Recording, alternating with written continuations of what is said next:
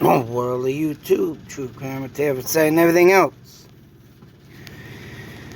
Back with the birds, sacred birds. Everything you need to know about here. Numnutsachi here to talk more about American legends and the Native American sacred birds. So about 2 weeks ago, my wife was talking about this video that she watched about two eagles fighting.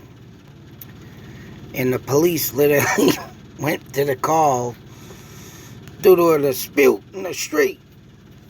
And they were locked together. Lucky thing they didn't kill each other, because you know when them birds get territorial. That's right. Unfortunately, someone's got to die. But in this case, they literally got them separated, and hopefully they stay separated, but I highly doubt it. But not only this, I immediately went, because if you got two bald eagles in a residential neighborhood, I really like to know. Bear with me. What? So I had to step out for a moment. I'm back. Been longer than what you think. But on to the two bald eagles. And as I was saying, as I looked into this area, and of course every time I forgot what I was saying earlier, but due to the fact that always there's something with bald eagles, Native American sacred birds, whether it's the raven, the owl, the hawk, the eagle. And I was very, excited to find this out. And of course, due to the fact that, I am a huge fan, still trying to figure out what nationality of native I have in me, to find out that this place of 41 First Avenue and Nathan Lane, where the two birds were recorded, a huge part of Native American history. It's not too far from the Canadian border, and it's also not too far from other places around. And as you can see, we have Medicine Lake. And of course, every time I see or hear something like this, like my wife, the two eagles fighting. And there's always eagles fighting for territorial, but for the reason of them being in that territory, explains it hugely right here. Medicine Lake. Medicine is a form of word of Native American that is all medicine is spiritual.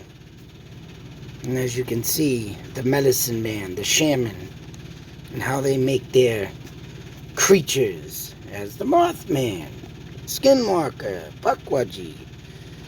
Just imagine what lays beyond these grounds. But what had happened here at Medicine Lake, and the reason why they named it Medicine Lake, was due to the fact that there was a Native American who was canoeing.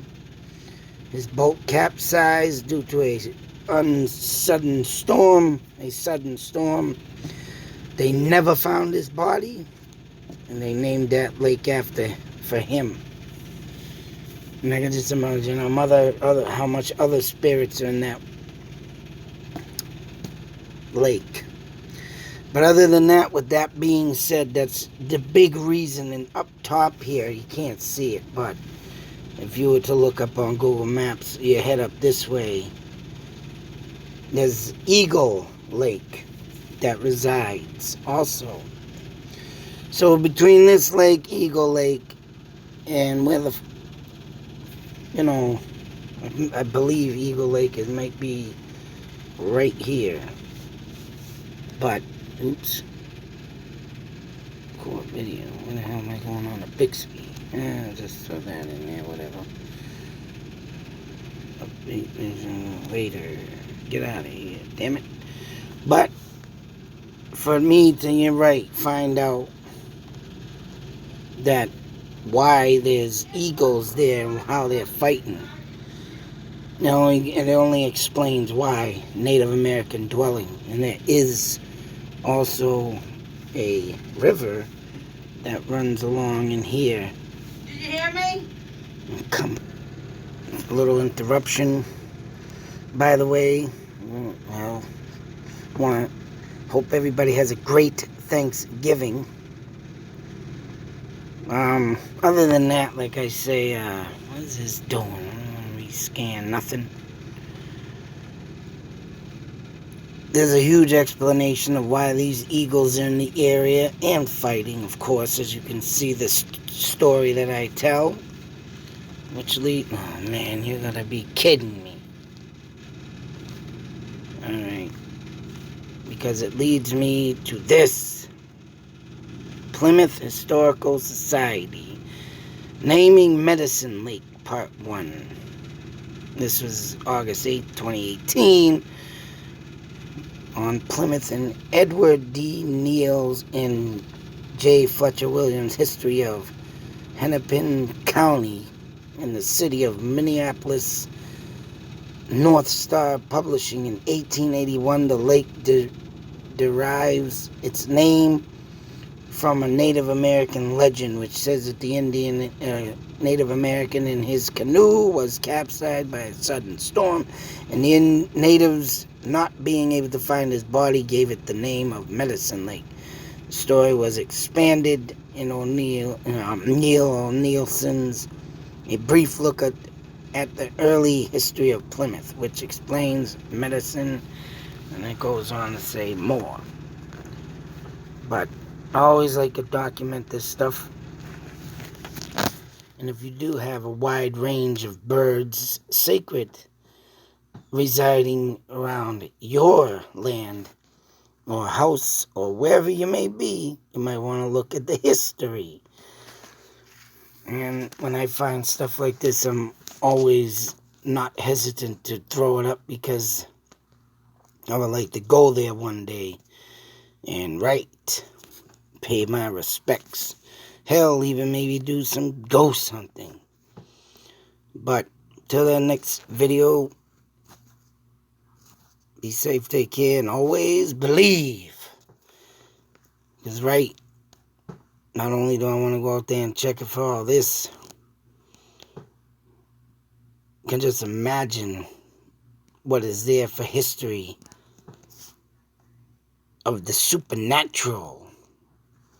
Skinwalker, Mothman, Pukwudgie. That's right. Out.